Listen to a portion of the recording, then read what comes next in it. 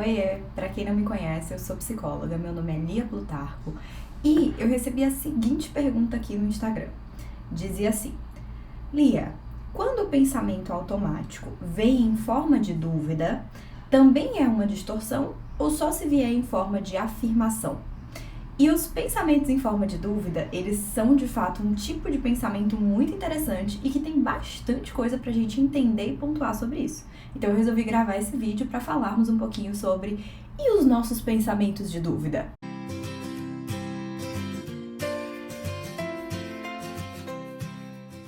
Vamos do começo, então. O que são pensamentos de dúvida?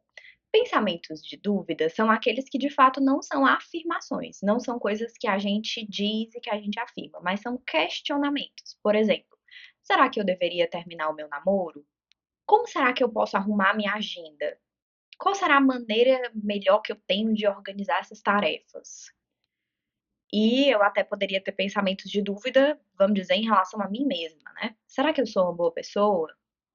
Será que eu sou ou eu não sou capaz de dar conta de determinada coisa ali na minha vida? Então, esses são pensamentos de dúvida, que para algumas pessoas eles podem de fato ser um grande problema, principalmente se essas pessoas são pessoas que se consideram extremamente indecisas, que dizem que diante de situações como essa não conseguem decidir. Se querem, até em situações pequenas, né? Será que eu quero o sanduíche A ou o sanduíche B? Ou será que eu quero suco de morango ou suco de laranja?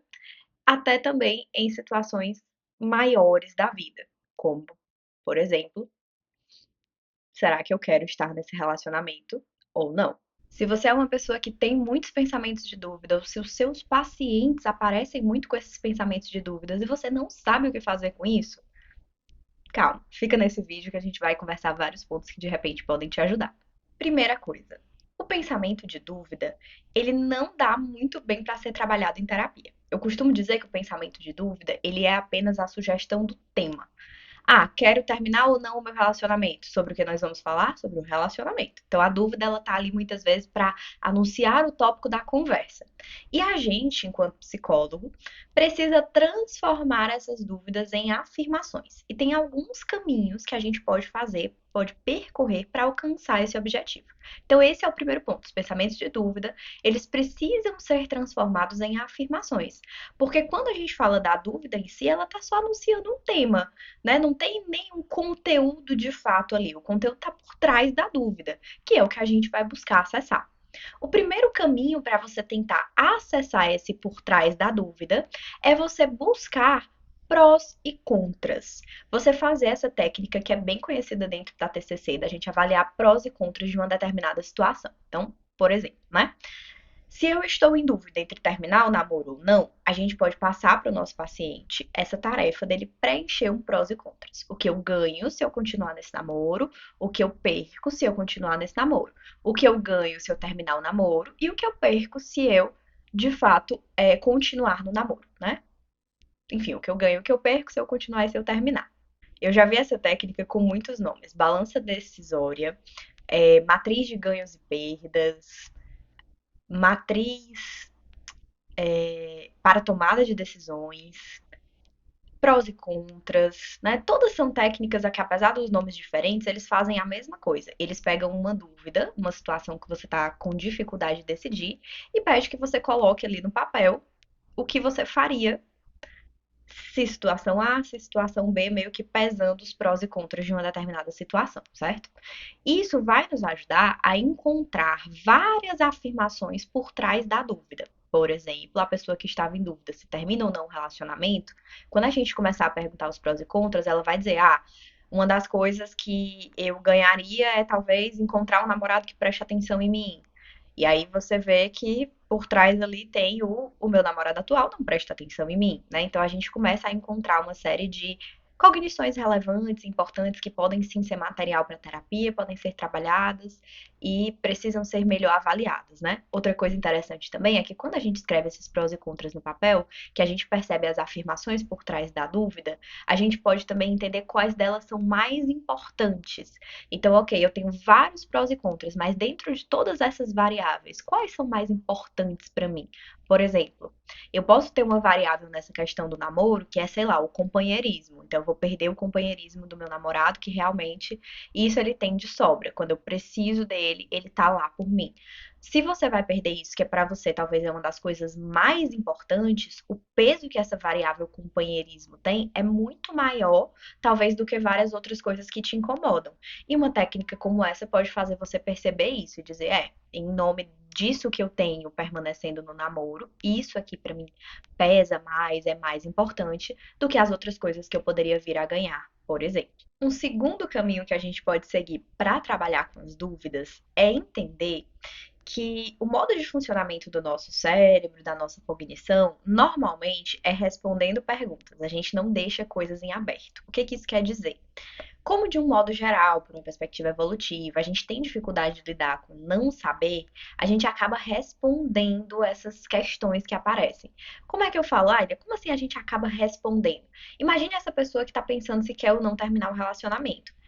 Ela não tá terminando o relacionamento, né? Então ela meio que tá continuando esse relacionamento, que de certa forma ela já respondeu que ela quer continuar. Pelo menos foi a resposta que ela deu por hoje, ou por essa semana, ou por esse mês. Eu não tô dizendo que a resposta dela não possa vir e mudar no futuro, né? Porque fica essa dúvida talvez aparecendo. Mas a gente tende a estar mais inclinado para um lado do que para o outro. Então, uma coisa interessante que a gente pode fazer é também psicoeducar os nossos pacientes em relação a isso, falando que muitas vezes a gente tem uma tendência de já ter respondido aquela pergunta. Por exemplo, vamos supor que é uma pessoa que está trabalhando, tá no emprego e aí vai receber uma promoção, né? Ou recebeu uma promoção. E aí, enfim, o gerente falou pra pessoa, olha, agora você vai assumir esse outro cargo aqui e você vai fazer novas tarefas. E aí ela chega na terapia pra você, um pouco em sofrimento em relação a isso, dizendo, bom, eu não sei se eu vou dar conta dessa situação. E aí você pode perguntar pra ela coisas do tipo, mas você aceitou a promoção? Sim, aceitei. E baseado nas coisas que você já viveu, né, e tudo. E aí você pode explicar isso para ela, dizer, olha, a gente tem uma tendência a meio que estar mais inclinado para um lado ou para o outro. Então, qual a porcentagem aí? Qual a porcentagem de você que acha que você vai dar conta dessa nova promoção e qual a porcentagem de você que acha que você não vai?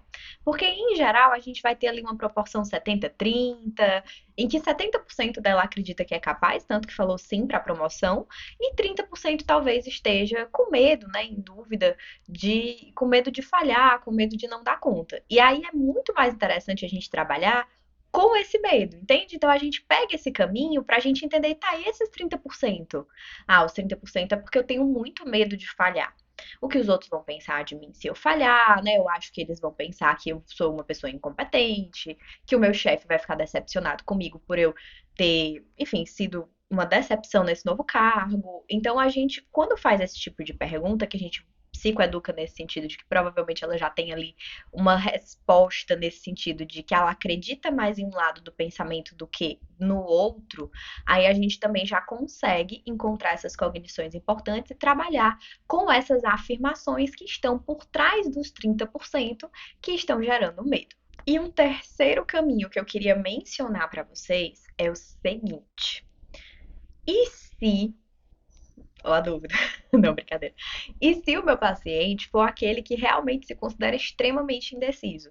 Que muitas vezes ele traz muitas dúvidas. Não é uma situação pontual de dúvida que ele teve, como esses exemplos aqui que você deu, não, Lia. É generalizado. Tudo a pessoa fica em dúvida. Não sabe qual é o sanduíche, não sabe o namoro, não consegue decidir nada.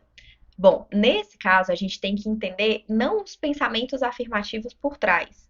Porque se a gente ficar fazendo isso, a gente vai criar um padrão, né?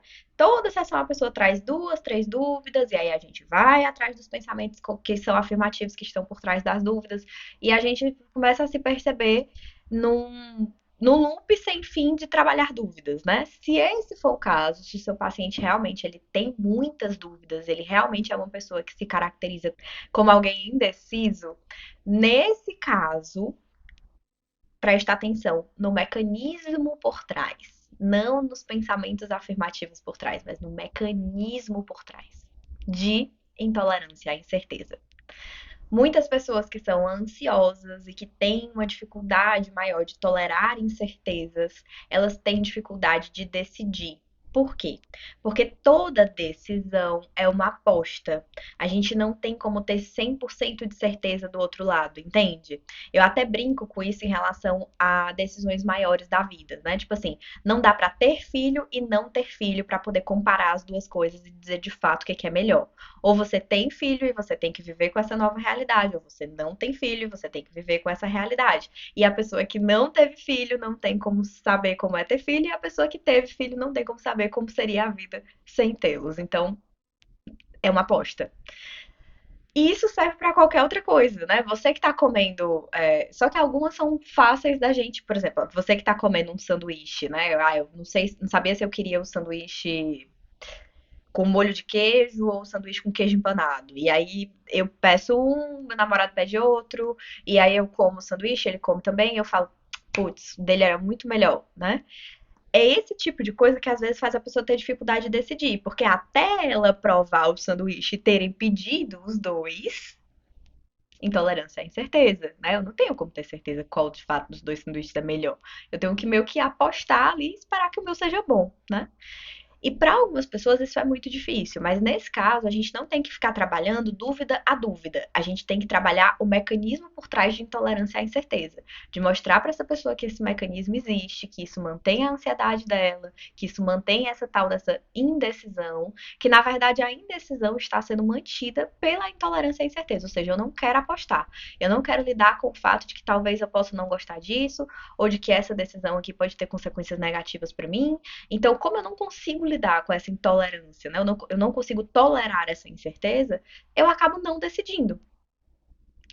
Mas aí, muitas vezes, a gente também tem que perceber que não decidir, né? Que seria a esquiva diante dessa ansiedade, acaba gerando consequências também.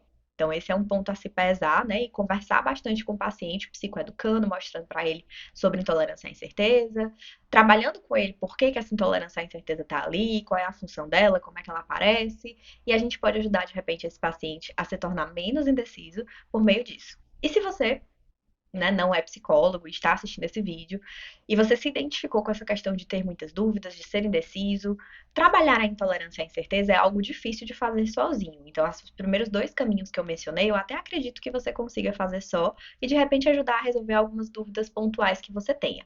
Mas se você percebe a dúvida como algo muito presente na tua vida e que realmente te atrapalha, eu te indico a procurar um psicólogo para que ele te ajude, te ajudando a entender os mecanismos por trás, como por exemplo a intolerância à incerteza, que é o que pode estar de fato te atrapalhando e não as dúvidas em si, certo?